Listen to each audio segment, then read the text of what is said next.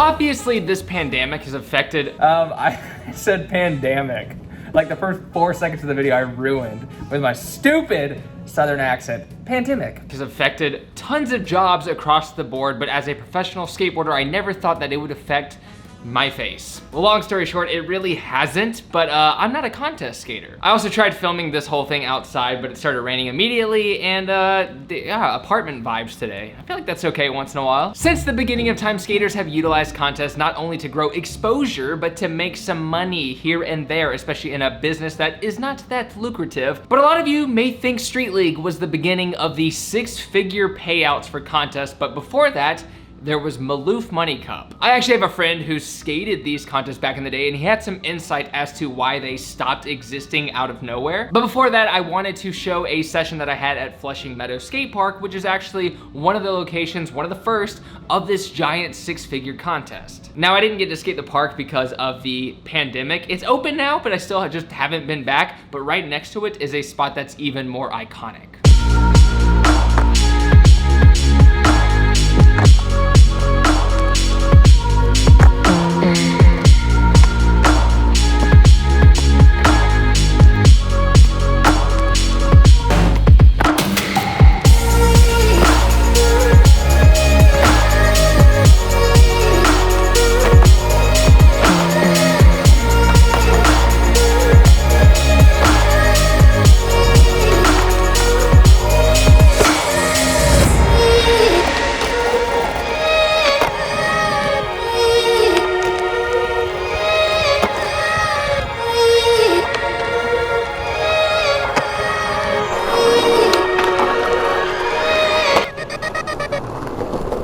Did you skate the last Maloof contest? Which one? South Africa? Yeah, I skated those. I skated a bunch of them. Did you hear anything about that, or did it just like, did they just stop hitting you up? So basically, for me, it was like, I skated the New York one as an AM, kind of as like, I was on plan B and they're like taking me on some trips and stuff, and like we went there.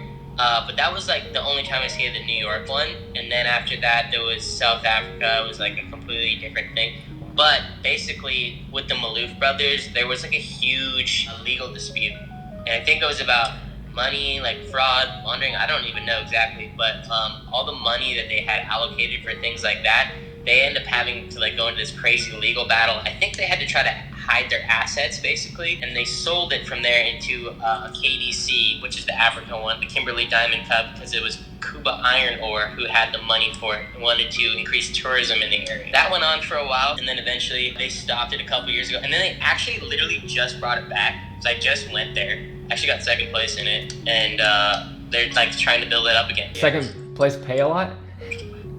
Yeah, I mean, I think I won like $9,000 or something. Damn. It wasn't like before, it was like $100,000, but like they're trying to build it up again. Now, if you don't know Mickey Papa, he's one of the greatest technical skateboarders of all time, in my opinion, even though it seems pretty objectively obvious. We did a whole video about not only the future of Street League, but the Olympics, and he is a skateboarder in Street League, and he talks about the whole ordeal, and it is so much more complex than I thought it was, but it's also extremely insightful and interesting, but it's over on my Progress Daily channel. You can check out the top of the link in the description down below. Pretty sure I said all that incorrectly. Link, description, video, check it out. One bit of information that I did get in this interview is that skateboard contests are just done indefinitely. Most professional skateboarders really don't make enough money to get by, I mean below minimum wage, so these contests are a way for a lot of them to make some extra money during the month. But imagine a pro skateboarder who skates 3 to 5 contests a month trying to earn some money, no longer having that outlet at all. It would suck. Now, I am fortunate in skateboarding to make money on other things. Like a lot of skateboarders now, you know, we create our own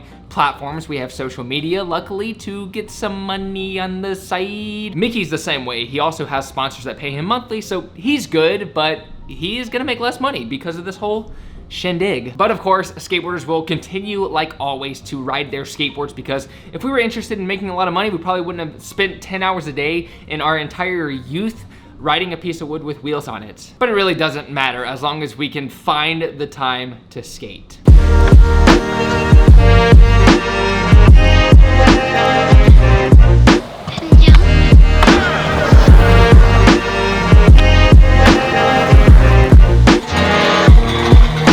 Please get very good.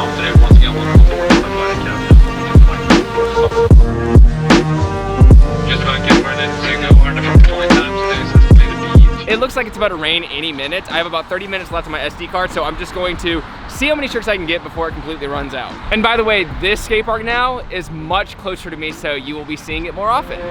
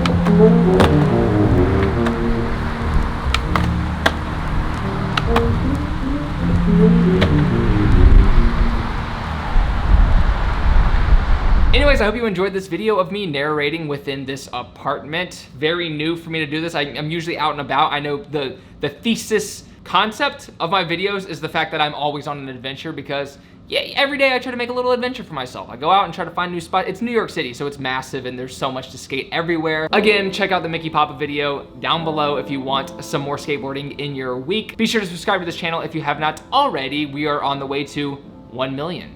Pretty exciting, cannot wait. See you next time every Tuesday and Thursday for a new video. If you wanna follow me in real time, all the links in the description down below. I'm always posting on this outlet or that outlet, so you can check all that out. Take care, progress daily, and keep killing it.